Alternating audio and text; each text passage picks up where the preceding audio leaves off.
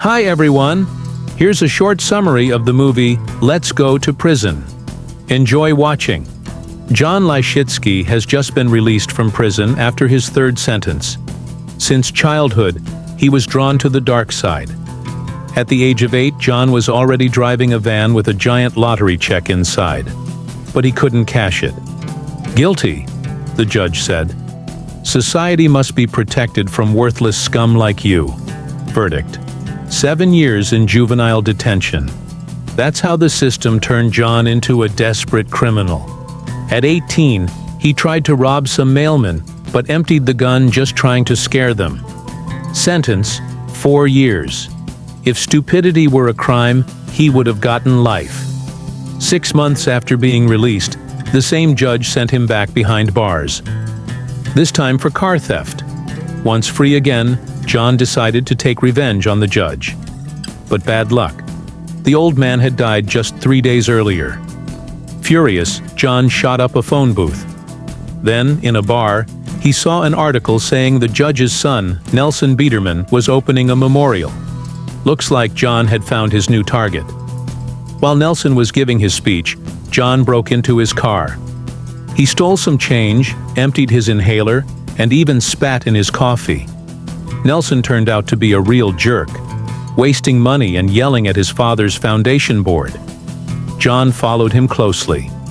The asthmatic Nelson desperately tried to use his empty inhaler, then panicked and stormed into a pharmacy, knocking over shelves. "Robber!" shouted the store owner. "Another junkie," sighed his wife, the pharmacist. Finally, Nelson found a new inhaler, but the couple thought the lunatic was threatening them with a gun. John added some pepper and fired his pistol. The lady shot back with a shotgun, hitting Nelson. The whole mess was caught on surveillance cameras, and the rich boy got arrested. Angry at him, the board of directors refused to help Nelson get out of jail. The legal department allegedly advised him to take the blame. It was time for Nelson Biederman's trial. John was in the courtroom too. Using his father's good name, Nelson hoped to sway the judge. But the female judge hated people like him, and said everything would go strictly by the law. His fate would be decided by a jury of, as Nelson put it, complete idiots. And he wasn't wrong. One guy's finger fell off and got reattached. Nelson's defense was handled by Dwayne, his deputy, who deliberately spoke nonsense and even brought up Jurassic Park. Eventually, the jury found Nelson guilty of attempted robbery. He was sentenced to 3 to 5 years at Rosmar Prison. John imagined how often Nelson would now be beaten and assaulted in prison. But strangely, he felt no joy. He wanted to be the one to hurt the rich boy himself. So when 2 undercover cops came to buy weed from him, John pretended not to notice they were cops and voluntarily got himself arrested, just to be with Biederman in jail. This was his life mission: to take revenge on the snobby Nelson. He negotiated with the judge for a 3 to 5 year sentence and specifically asked to be sent to Rosmar. He even got on the same prison bus with Nelson and immediately struck up a conversation. Nelson was thankful to John for putting him in the same cell, but other inmates were far less welcoming, to say the least. The prison warden came out to greet the new batch of inmates. He asked anyone who thought they were innocent to raise their hand. He'd let them go. One guy did, and immediately got a rifle butt to the stomach. "If you have complaints," the warden said, "write them down, roll the paper into a tube, and shove it up your ass." That's how he trains the newcomers. John, already familiar with the guards, had bribed one to get placed in the same cell as Biederman. Nelson walked down the prison hallway, terrified by the shouting murderers and thieves. When he finally reached his cell, a 2-square-meter room, he sat on the floor and broke into tears. John advised him to stop crying before others noticed, or he wouldn't last a week. He demanded Nelson show his feral snarl, but Nelson just made a face like he was constipated. In the US, keeping one inmate costs $54 a day.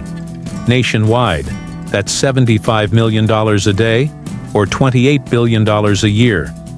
Might have been cheaper to just let them steal car radios. In the cafeteria, John pointed out the white elite, led by a guy named Leonard. He warned Nelson to get up at exactly 12:15. But Nelson started reminiscing about college and missed it. Right in front of him, Leonard stabbed another inmate. Guard Shanahan smacked him and asked who did it. Prompted by John, Nelson pointed to Leonard, but later got chewed out in the cell. Snitching is not tolerated in prison. Another interesting place was the showers. Big guy Barry took a liking to the new pretty boy. But John stepped in and told everyone, "He's my bitch." He threatened anyone who touched Nelson with a shiv. "This white ass is off limits." Nelson thanked him nervously. "Is it necessary to use the finger?" Well, it happened. But as the deputy explained, Nelson had no money. His funds were locked in a trust he no longer controlled. He had been removed as chairman. John paid an inmate to regularly punch Nelson in the face. Another added disgusting stuff to his food. Barry kept haunting him in the showers, offering to buy his ass at any price. And the thug agreed. Shanahan invited John out for trash duty, leaving the cell door open. Nelson was quickly hooded and dragged into a decorated cell with candles and fairy lights. Barry entered, told him to relax and drink wine made in a toilet. Then, Barry pressed a knife to Nelson's throat when he lied about Barry not having a fat ass. Barry hates lies. He declared Nelson his property and said he had to pleasure him. But they wouldn't rush. First, a little brain, a kiss, and some nose rubbing. Barry was, in his way, a romantic. He wouldn't jump on Snowflake right away. He wanted to court him. When Nelson was writing to a pen pal, who turned out to be a little kid, one of the Nazis peed on him. That was a message from Leonard. He's getting out today. From solitary, Johnny tells Nelson that inmates are already betting on where Leonard will kill him. Naive Nelson approaches Leonard to apologize for what happened, and immediately gets a fork in his leg. Then another one. The only person who pissed off Leonard as much as Nelson is his own father, whom he killed. Just like he plans to kill Nelson. Meanwhile, Barry keeps up his creepy affection. John suggests Nelson hide from Leonard in solitary. To make that happen, John stands behind Nelson and punches a guard. The plan works, but in solitary, you lose track of time. Nelson starts hallucinating. It feels like he's been there for 2 days. He decides he's had enough. He goes to the prison chemist and asks for something to end it all. The chemist offers him boat cleaner and a syringe. Nelson writes to his pen pal, "I dream of lining up these bastards and cutting off their dicks." A kid reads the letter out loud in class. Unexpectedly, Leonard walks into the cell and douses Nelson in gasoline. He laments that Nelson isn't Jewish. Burning him would feel even better. Surprisingly, Nelson fights back and smashes Leonard's face. The syringe falls. Leonard assumes it's heroin, injects himself, and instantly dies. Lupik drags the Nazi gang leader's body into the hallway. But no one is more shocked than Johnny. That was not part of the plan. From that moment, everything changes for Nelson. The white gang now respects him. Biederman becomes a prison boss, able to press anyone. But love troubles remain unresolved. Barry has truly fallen for Nelson over the past months. He's heartbroken that Nelson doesn't feel the same. In a moment of emotion, Barry almost strangles Nelson in the bathroom. Nelson feels ashamed for breaking the big guy's heart. Then Nazis burst in to protect their boss. But Nelson tells them to leave the heartbroken brute alone. Meanwhile, John ends up in solitary by mistake. When he returns, he sees Nelson basically running the prison, even staging a musical with inmates. John is furious. Everything's falling apart. And now Nelson is thanking him for preparing him for prison life. The revenge plan is ruined. And tomorrow is Nelson's parole hearing. His big black friend helps him prepare. John enters the cell and gives Nelson a farewell gift. A can of soda. He wishes him luck. But Nelson is suspicious. The can is already open. John pretends to be hurt. "After all we've been through and you don't trust me?" To prove a point, he takes a sip. Nelson apologizes and chugs the whole thing. Seconds later, he collapses unconscious. John throws up what he drank into the toilet and, with his accomplice, carries Nelson's body away.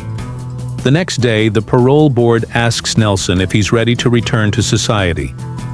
"Of course," he says, unaware that someone has written "white power" on his forehead. Naturally, parole is denied. Nelson attacks John, who finally confesses, "It's all because of my father, the judge." Officer Shanahan is offended that inmates had a showdown without him. Shanahan creates a fight schedule and suggests that Nelson settle things in the yard on Friday. A fight to the death. The loser dies, and the winner will be killed by Shanahan himself. To make sure the gladiators play fair, a guard is left to supervise. Inmates are not just betting on the fight. They're gambling on everything. Will someone's skull get cracked? An ear get bitten off? Nelson gets a visitor. It's Barry. The parole board believes Barry has been reformed, all thanks to Nelson. But Barry isn't happy without his little fish. "I'll only leave this place in a body bag," says Nelson. "Then they better stitch one big enough for two," replies Barry. "You replaced the family I never had." Nelson hatches a plan. He calls Dwayne and says, "If I stay in prison, I'll transfer control of my trust fund to my son. According to the bylaws, he'll manage it until I get out." Nelson adopts an inmate on paper, officially making him his son. "What are you doing in my office, you little shit?" snaps the warden. The warden is aware of the upcoming death match and bets $50 on the newbie. Friday. The fighters walk into the yard to the roar of inmates. Rules are simple. First one to die loses. Nelson pulls out a screwdriver, but his opponent is better prepared. One shiv hits a bystander, another breaks on Nelson's makeshift armor vest. But the real weapons come out last. Syringes filled with colorful chemicals. Nelson delivers a fatal blow, but takes one in the back himself. "Draw," says Shanahan, and dismisses the crowd. "They're dead. Carry them out before they start to stink." Biederman is buried. His adopted son inherits $8 million. Barry doesn't leave the graveyard. He grabs a shovel and by evening digs his foster dad out. Earlier, Nelson had ordered a chemical compound from the prison chemist that would put him into a temporary coma. Barry bribed the coroner. As Nelson tries to sneak away, Barry reminds him of the deal. "Save John. If it weren't for that bastard, we'd never have met." Former enemies are even. A year later, Barry and Nelson open a vineyard called The Little Duck. A wine critic calls their product disgusting. But he's immediately intimidated by John and a couple of ex-cons who now work there. He quickly promises to give it 100 out of 100, even though the wine, with a hint of ammonia, tastes horrible to everyone, including the winemakers themselves.